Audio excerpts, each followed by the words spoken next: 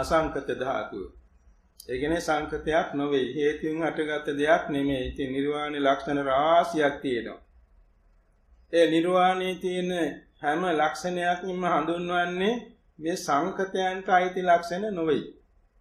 නිර්වාණය කියන්නේ ඒක නෑ පඨවි නෑ ආපෝ නෑ තේජෝ නෑ වායෝ නෑ රූප කලාප කිසිවක් නෑ පස්ස වේදනා සංඥා චේතනා ආදී මේ ඡායසික කිසිවක් නෑ.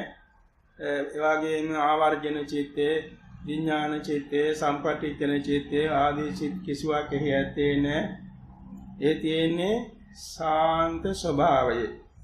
ශාන්ත ස්වභාවය ඒකට කියනවා ලක්ෂණ තුනක්. ප්‍රධාන වශයෙන් මාර්ගඵල සිතට අරමුණේ ලක්ෂණ තුනක් තියෙනවා. ඒක මතක තියාගන්න. මොකද ලක්ෂණ තුන ශුන්්‍යත ලක්ෂණය, අනිමිත්ත ලක්ෂණය, අපනිහිත ලක්ෂණය.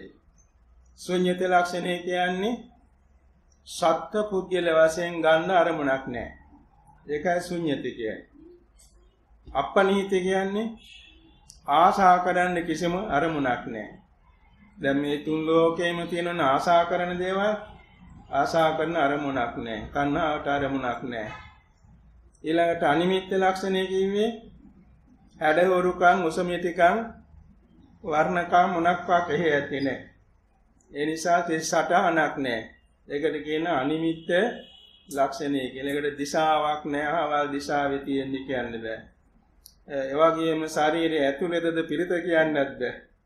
කොහොමද ඒක තේරුම් ගන්න එහෙනම්? ඉතින් සාමාන්‍යයෙන් අපි මාර්ගඵල නොලබපු කෙනෙකුට තේරුම් ගන්න කිව්වට ඉතින් ටිකක් වඩා ගන්න අමාරුයි. නමුත් ඒක තේරුම් ගන්න ඕනේ සංස්කාරයක් නොවේ. සංස්කාර අරමුණක් නොවේ. හැබැයි ඒක ශාන්ත ස්වභාවයක් නැති දෙයක්වත් නෙමෙයි. නැති දෙයක් නම් මාර්ගඵලයට අරමුණු වෙයිද? මාර්ගඵලයට අරමුණු වෙනවා. අරමුණේසක තියෙනවා. දිශාවකාශය පුද්ගලයෙකුටයි තියෙන්නේ, ලෝකයකටයි තියෙන්නේ. ඒක තියෙන්නේ ශාන්ත ස්වභාවයේ අරමුණු වේ. පාලියෙන් කියනනේ සම්ති ලක්ෂණ නිබ්බාණං කියලා. ශාන්ති ලක්ෂණයයි තියෙන්නේ. ඒ ලක්ෂණ තුන මාර්ගඵල සිත් වලට අරමුණු වෙන්නේ එක්කෙනෙකුට එකයි. එක්ක ශුන්්‍යත ලක්ෂණයෙන් නිවන අරමුණු වෙනවා. නැත්නම් අපනිහිත ලක්ෂණයෙන් අරමුණු වෙනවා.